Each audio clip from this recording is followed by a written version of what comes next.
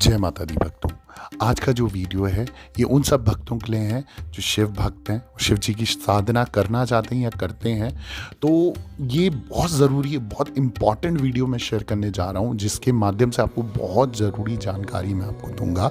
शिव की साधना करने से पहले हमें कुछ महत्वपूर्ण नियम ज़रूर जान लेने चाहिए। कहीं आप लोग भी वो गलतियाँ तो नहीं कर रहे हैं जिसकी वजह से आपकी साधना का फल आपको नहीं मिल रहा है, या साधक किसी न किसी कारण से परेशान हो जा रहा है। तो आइए जानते हैं वो कौन से नियम है और क्या जानकारी मैं आपको दे रहा हूँ। तो सबसे पहले मैं आपको बता दूं कि भगवान शिव यानी कि लॉर्ड शिवा साधना अत्यंत ही सरल और शीघ्र ही शुभ फल दिलाने वाली मानी गई है। लेकिन शिव की साधना में कई बार जाने अनजाने होने वाली गलतियां हमें पुण्य के बजाय पाप का भागीदार बना देती है। ऐसे में शिव की साधना करने से पहले ज़रूर कुछ नियम हमें फॉलो करने चाहिए, ज़रूर कुछ नियम हमें जान लेने चाहिए, ताकि साधना में कोई दिक्कत परेशानी ना हो और उसका जो फल है वो पूरी तरीके से आपको मिले, ना कि आधा अधूरा मिले या आपको कोई उसका दुष्परिणाम मिले। तो ये हिंदू धर्म में भगवान शिव को कल्याण का देवता माना गया है। मान्यता है कि जिस भी घर में पूजा घर में भगवान शिव की विधि विधान से साधना आराधना होती है, वहां पर शुभता और संपन्नता का वास होता है। महादेव की कृपा से उस घर में हमेशा सुख समृद्धि बनी रहती है और भूल कर भी शिव साधक के जीवन में दुख और दुर्भाग्य नहीं आता। सनातन परंपरा में वैसे तो शिव की साधना अत्यंत ही सरल मानी गई है, क्योंकि भगवान शिव मात्र जल और कुछ एक पत्तियां चढ़ाने मात्र से प्रसन्न होकर अपने भक्तों की सभी मनोकामना पूरी कर देते हैं। लेकिन उनकी पूजा से जुड़े कुछ विशेष नियम भी हैं जिन्हें हर शिव भक्त को हमेशा ध्यान रखना चाहिए, जान लेना चाहिए। कहीं आप भी शिव की पूजा करते हुए कोई गलती या कोई भूल चूक तो नहीं कर रहे हैं। यदि आप भगवान शिव के साधक हैं तो आपको उनकी पूजा करते समय दिशा का विशेष ख्याल रखना चाहिए। जी हाँ, किस दिशा में उनका चित्र होना चाहिए, किस दिशा में आपको उनकी पूजा करनी चाहिए।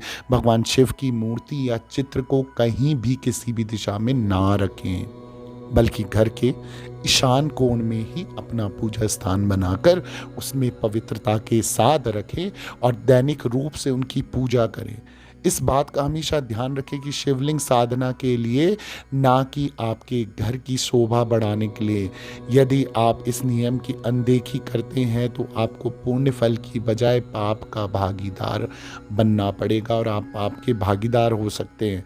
भगवान शिव की पूजा हमेशा पूर्व या उत्तर दिशा की ओर मुख करके करनी चाहिए, ताकि आपको पूर्णता से फल मिले और आपको अपनी साधना का लाभ मिल सके। कभी भी घर में शिवलिंग को घर के किसी ऐसे कोने पर ना रख दें जहां पर उनका पूजन एवं दर्शन मुश्किल से संभव हो पाता है। और इसी प्रकार शिवलिंग की पूजा को एक बार कहीं पर स्थापित करने के बाद बार बार उसका स्थान बदलने की गलती कभी ना करें और अंगूठे के बराबर अपना शिवलिंग घर पे ले आएं। अगर लाना चाहते हैं, वैसे तो मंदिर में आप पूजा कर सकते हैं, पर अगर घर पे आपने रखा है शिवलिंग तो अपने अंगूठे के सामान आप शिवलिंग घर पे रख के उसकी पूजा कर सकते हैं, अगर आप मंदिर या कहीं इधर उधर नहीं जा सकते। महादेव की कृपा पाने के लिए यदि आप किसी मंत्र का जाप कर रहे हैं तो हमेशा उन्हें प्रिय माने जाने वाले रुद्राक्ष की माला से ही जप करें। मान्यता है रुद्राक्ष की उत्पत्ति भगवान शिव की आंसुओं से हुई है, जिसे वे स्वयं हमेशा धारण किए रहते हैं। लेकिन ध्यान रहे कि जिस माला से आप भगवान शिव के महामंत्र का जाप करते हैं उसे कभी भी स्वयं धारण ना करें। भगवान शिव के जप की माला अलग रखें और उसे गौमुखी में डालकर ही जप करें। महादेव की साधना कभी भी जमीन पर बैठकर ना करें, उनकी पूजा में शुद्ध आसन का प्रयोग करें। यदि संभव हो तो ऊनी आसन पर बैठकर शिव की पूजा करें।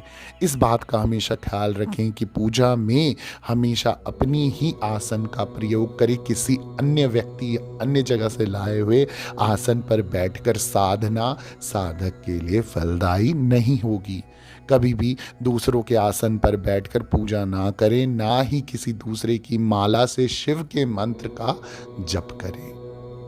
भगवान शिव को अत्यधिक प्रिय बेलपत्र और समी पत्र को चढ़ाने का भी नियम होता है। जब कभी भी भगवान शिव की पूजा करें तो बेलपत्र और समी पत्र को शुद्ध जल में धोकर साफ कर कर उसको जो पीछे का डंठल है, मोटा भाग जिसे वज्र कहते हैं, उसे तोड़ दें और शिवलिंग या फिर उनकी फोटो पर उल्टा कर कर चढ़ा दें। यह आपके लिए अत्यंत फलदायी होगा।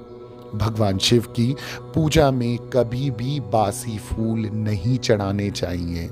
शिव की पूजा में हमेशा ताजे पुष्प चढ़ाएं और दूसरे दिन शिव पर जो भी फूल चढ़ाएं जो बासी हो गए हैं उन्हें हटा दें, उन्हें जल प्रवाह कर दें। समय पर उन्हें शुद्ध गंगा जल से स्नान करके बासी पुष्प हटा देने चाहिए। महादेव की पूजा में तिल और चंपा के फूल का प्रयोग नहीं किया जाता है, इसलिए इसे भूल कर भी ना चढ़ाएं। जिस शंख और तुलसी के बगैर भगवान विष्णु की पूजा अधूरी मानी जाती है, उस पवित्र शंख और तुलसी का प्रयोग भूल कर भी भगवान शिव की पूजा में ना करें, क्योंकि ये दोनों ही चीज़ों का शिव पूजा में निषेध है, वर्जित है। आपको इनका प्रयोग नहीं करना होता है। इस प्रकार शिव की पूजा में हल्दी और सिंदूर भी नहीं चढ़ाना चाहिए। तो कहीं आप लोग ये गलतियां कर रहे हैं तो सुधर जाओ और सुधार लो अपनी गलतियां, और ताकि आपको पूर्णता से आपको शिव साधना का फल मिल सके। आइए जानते हैं पंचाक्षरी मंत्र के बारे में और शिव कौन है, क्या है, उनके बारे में। सर्वप्रथम मैं आपको पंचाक्षरी मंत्र की जानकारी दे दूं। भगवान शिव ने अपने भक्तों के कल्याण के लिए पंचाक्षरी मंत्र यानी कि ओम नमः शिवाय का निर्माण किया था। इसे संसार का सबसे पहला मंत्र माना जाता है। जी हाँ, ये सबसे पहला मंत्र है जिसका जाप आप करते हो, ओम नमः शिवाय। अब शिव कौन है मैं आपको ये भी बता देता हूँ। जब कोई शिव का नाम का वंदन करता है तो हमारे दिमाग में एक विकराल छवि बन जाती है। एक विराट शरीर जिसके एक हाथ में त्रिशूल और दूसरे में डमरू है, गले में सर्प लटक रहा है, माथे पर चंद्रमा सुशोभित है और जटाओं से गंगा बह रही है। 3 आंखें हैं जो पूरे ब्रह्मांड में सबसे अधिक शक्तिशाली हैं। शिव के अनेक आकार हैं, लेकिन वास्तव में शिव निराकार हैं। शिव का अर्थ होता है वह जो नहीं है, फिर भी वह सब कुछ है। शिव आदि है जिसका कोई अंत ही नहीं है। एक ऐसी चीज जिसे आप देख नहीं सकते, जिसे आप छू नहीं सकते, जो आपकी इंद्रियों के पहुंच के परे है, वह है शिव। शिव को हम किसी भी परिभाषा के अंदर बांध नहीं सकते, क्योंकि जो निराकार हो, अनंत हो, उसे हम भला सीमांकित कैसे कर सकते हैं। शिव को स्वयंभू कहा जाता है, अर्थात जिसकी उत्पत्ति स्वयं से हुई हो, जो शून्य से जन्मा हो और लगातार बढ़ता जा रहा हो, वह है शिव। क्या है शिव का पंचाक्षरी मंत्र? भगवान शिव ने अपने भक्तों के कल्याण के लिए पंचाक्षरी मंत्र यानी कि ओम नमः शिवाय का निर्माण किया था। इसे संसार का सबसे पहला मंत्र माना जाता है। इस मंत्र के जाप से अनगिनत लाभ होते हैं। नमः शिवाय में न, म, शी, व और य पंचाक्षर हैं, जिनके जाप से मनुष्य का कल्याण हो जाता है। तो आप इस मंत्र का जाप जरूर करें। ये काफ़ी फलदायी है। जीवन में कैसी भी दुविधाएं हैं, परीक्षा है, परेशानियां हैं, किसी भी तरीके की उलझन है, ये मंत्र, पंचाक्षरी मंत्र आपके जीवन में हर उन परेशानियों को समाप्त कर देगा, हर उन कष्टों को समाप्त कर देगा जिनके लिए आप दर दर भटक भटक कर थक गए हो। कहते हैं कि शिव की साधना से जीवन का कैसा भी संकट हो दूर हो जाता है।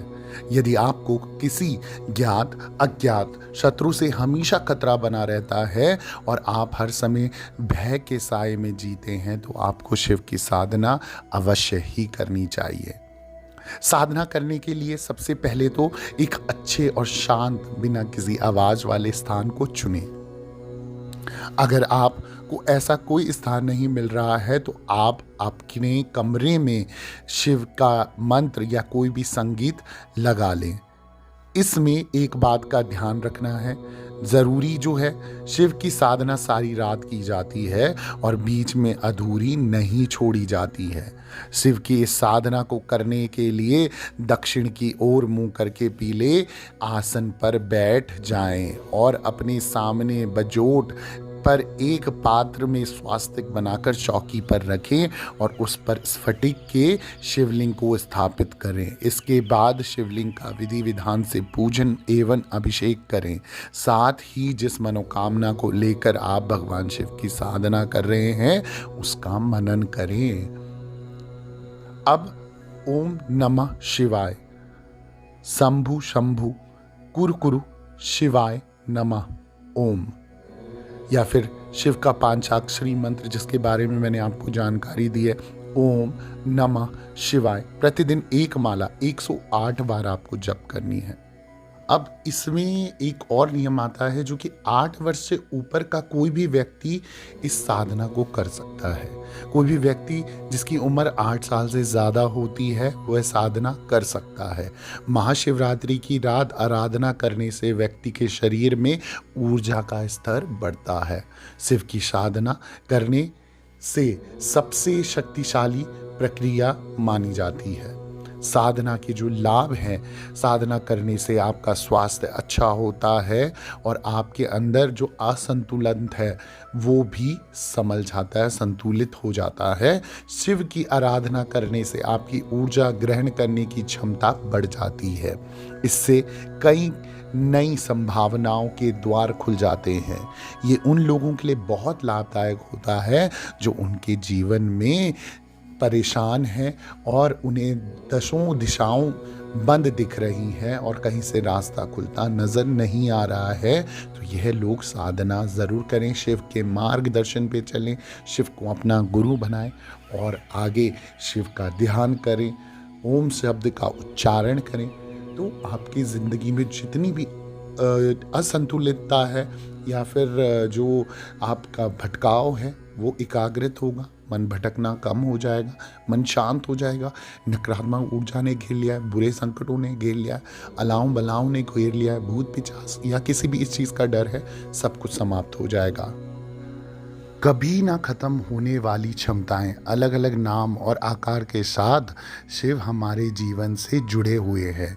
शिव संसार के पहले योगी हैं जिन्होंने मानव चेतना के विज्ञान को समझा और उसे नियंत्रण में लाने का मार्ग बताया। शिव हमारे जीवन में एक प्रेरणा की तरह है, एक ऐसी प्रेरणा जो कभी समाप्त नहीं होगी। हमारे जन्म के पहले से और मृत्यु के बाद भी वह हमारे साथ रहेगी। हमें यह समझना होगा कि पूरे विश्व का भार हमारे मेरुदंड पर टिका हुआ है और एक भौतिक आकृति के केंद्र का पता लगाया जा सकता है क्योंकि उस आकृति की एक सीमा निर्धारित होती है।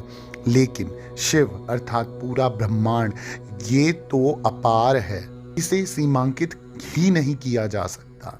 ऐसे में हम भला इसके केंद्र का पता कैसे लगा सकते हैं? इसलिए हम मान लेते हैं कि हम ही इस पूरे ब्रह्मांड का केंद्र हैं। हमारे मेरुदंड पर इस पूरे ब्रह्मांड का भार टिका हुआ है। शिव से हम हैं और हमसे ही शिव है। जिस अनुपात से ये ब्रह्मांड बढ़ रहा है उसी तरह हम भी बढ़ना चाहते हैं। जीवन का अर्थ ही है निरंतर चलते रहना। इस प्रकार शिव वह ऊर्जा है जिससे हमें आगे बढ़ने का साहस और शक्ति मिलती है।